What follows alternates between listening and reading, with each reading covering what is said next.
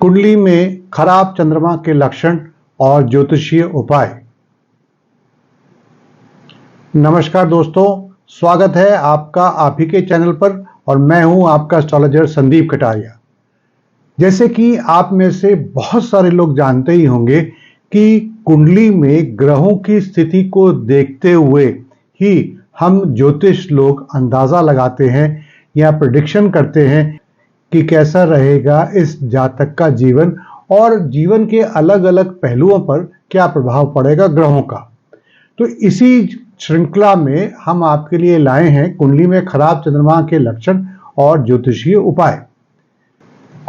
ज्योतिष में चंद्रमा संवेदनशीलता, भावना, आत्मा, मां, भूमि, चिंता, भोजन, बलिदान, योग्यता और सुख का प्रतीक है और इसे हम जीवन के विभिन्न पहलुओं को गहराई से अध्ययन करने का हिस्सा मानते हैं। तो थंबनेल के अनुसार इस वीडियो में हम चर्चा करने जा रहे हैं जन्म कुंडली में कमजोर चंद्रमा के लक्षण और उसके क्या प्रभाव होंगे और इसे मजबूत करने के क्या ज्योतिषीय उपाय हैं। इसको भी हम डिस्कस करेंगे। तो सबसे पहले चंद्रमा कमजोर या पीड़ित कब बनता है। अच्छा, इसको शुरू करने से पहले मैं आपको बता दूं कि ये पूरी की पूरी श्रृंखला है, इसका नाम है प्लैनेट्स इन डिफरेंट हाउसेस। इसमें अलग अलग ग्रहों को लेकर हमने डिटेल में बहुत सारे वीडियोस बनाए हैं और उन वीडियोस को आप जाकर देख सकते हैं और इस प्लेलिस्ट का लिंक ऊपर आई बटन पर और नीचे डिस्क्रिप्शन बॉक्स में मैं दे दूंगा। आइए अब जानते हैं चंद्रमा पीड़ित या कमजोर कब बनता है। अधिकतर इसके 3 मुख्य कारण हैं। पहला है, जन्म कुंडली में चंद्रमा पीड़ित है तो वे 6, 8वें और 12वें जैसे अशुभ घरों में स्थित होता है। दूसरा, इसका शनि, राहु या केतु जैसे ग्रहों के साथ कोई ना कोई संबंध है, चाहे दृष्टि है या वो एक ही घर में है। ये जन्म कुंडली में वृश्चिक राशि में होकर नीच का हो जाए। अब हम बात करते हैं कि चंद्रमा जब कमजोर होते हैं या एफ्लिक्टेड होते हैं तो उसके क्या लक्षण होते हैं जिन्हें आप भी देखकर व्यक्ति के बारे में समझ सकते हैं। सबसे पहले, कमजोर चंद्रमा वाला जातक अशांत मन का और अस्थिर विचारों का होगा।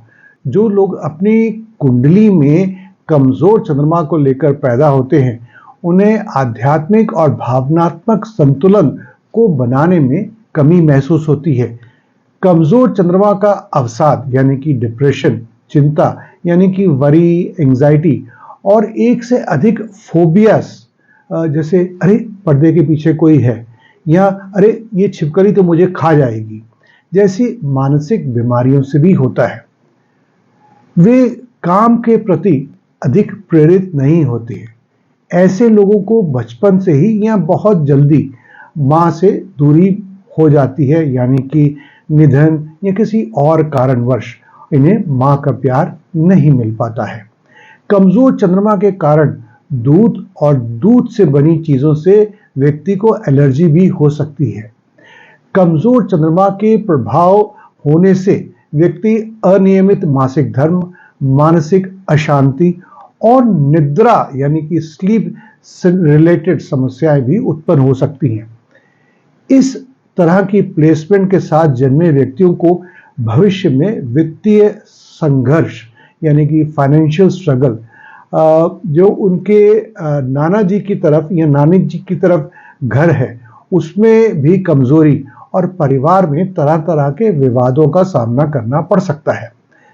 अस्थिर भावनाओं, स्वार्थपरता और अपने भावों को साझा ना करने की असमर्थता के कमजोर प्रभाव के लक्षण भी हो सकते हैं। अगर मेरी हिंदी आपको थोड़ी मुश्किल लग रही है तो मेरे साथ ही साथ आपको अनुवाद भी मिल रहा होगा। रक्तचाप, मांसपेशियों में खिंचाव, धड़कन जैसी स्वास्थ्य संबंधी समस्याएं भी हो सकती हैं। यहाँ पर धड़कन से मेरा मतलब पैल्पिटेशन से है और शरीर बहुत अधिक बलगम भी पैदा कर सकता है। हार्मोनल डिसबैलेंस यानी कि असंतुलन, रक्तचाप, अत्यधिक डिहाइड्रेशन भी चंद्रमा की नकारात्मकता के लक्षण है। आइए अब थोड़े से और लक्षण भी देख लेते हैं। पारिवारिक एवं सामाजिक रिश्तों में कमजोरी, आध्यात्म में रुचि न होना या कम होना, रिश्तों में और समृद्धि में रुकावटें, जिससे जीवन की जो अच्छी इवेंट्स हैं, अच्छे घटनाएं हैं, उनमें देरी होना या पूरी तरह से ना हो पाना। सामान्य व्यक्तित्व भ्रम यानी जनरल पर्सनालिटी कंफ्यूजन, संदेह और समाज में स्वागत ना होने की भावना कि मुझे तो कोई बुलाता ही नहीं है, मुझे तो कोई पसंद ही नहीं करता है, या ग्रुप में मुझसे कोई बात ही नहीं करता है।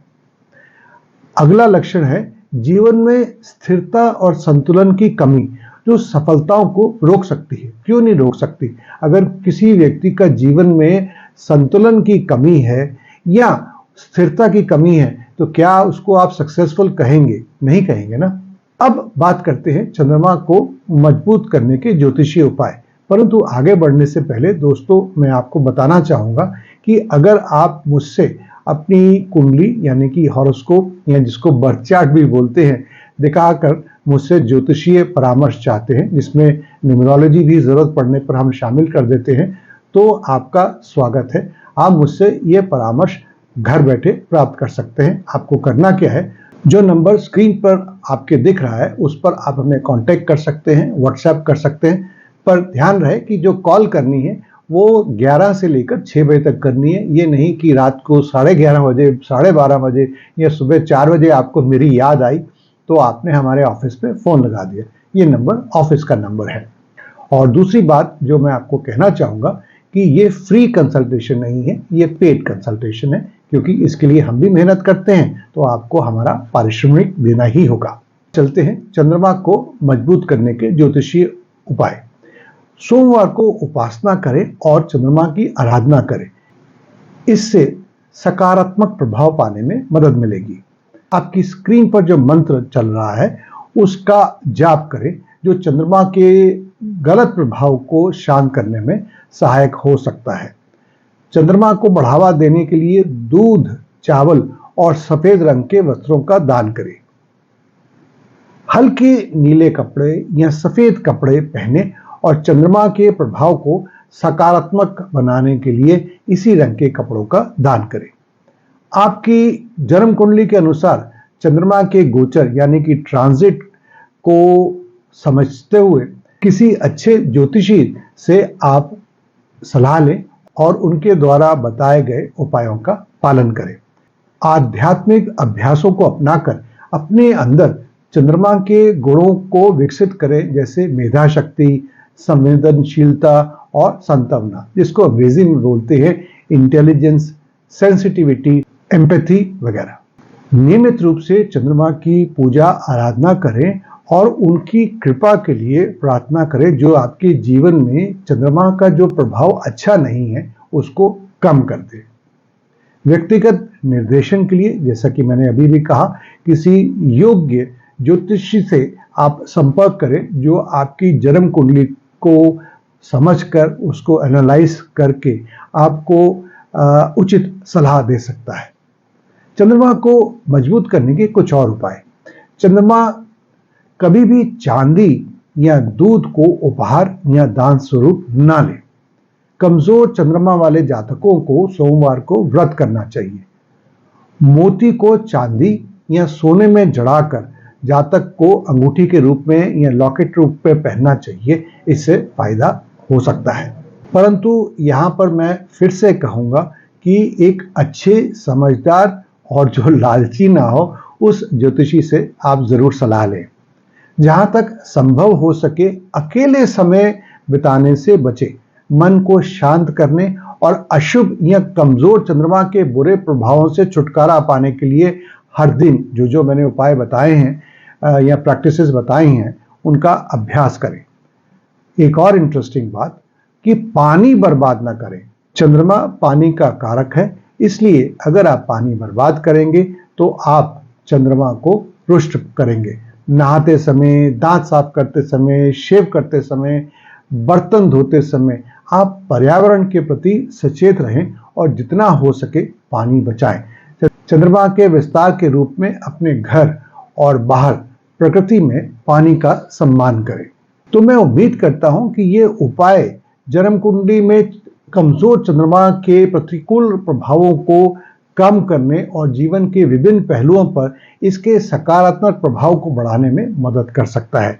इन उपायों को आप अपने आध्यात्मिक अभ्यास और प्रतिदिन जीवन शैली में शामिल करके आज चंद्रमा की पोषण और सहज ऊर्जा को प्राप्त कर सकते हैं, भावनात्मक संतुलन और आंतरिक सद्भाव को बढ़ावा दे सकते हैं। याद रखें कि एक अच्छा ज्योतिषी एक मार्गदर्शक के रूप में कार्य करता है। वो आपके जीवन को बदल नहीं सकता अगर आप स्वयं कोई चेष्टा नहीं करते हैं। तो बस इस वीडियो में इतना ही। इस वीडियो को अंत तक देखने के लिए धन्यवाद।